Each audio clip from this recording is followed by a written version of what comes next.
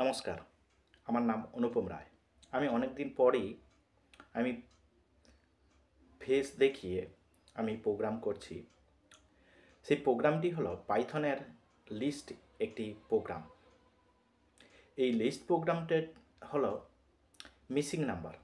যেমন লিস্টের মধ্যে কোনো নাম্বার আছে, মনে করো 1 2 3 4 মিসিং, এরপরে 5 6 এরকমও থাকতেই পারে। সেই আমি মিসিং নাম্বারটাকে আমি ডিসপ্লে করব লিস্টের সাহায্যে। দেখতে থাকো।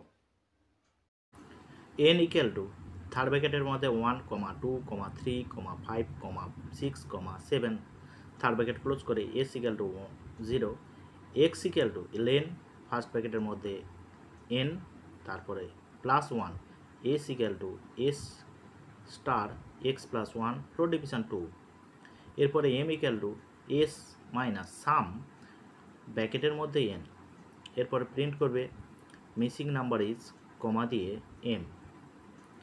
ঠিক আছে, দেখে নাও ভালো করে প্রোগ্রামটা।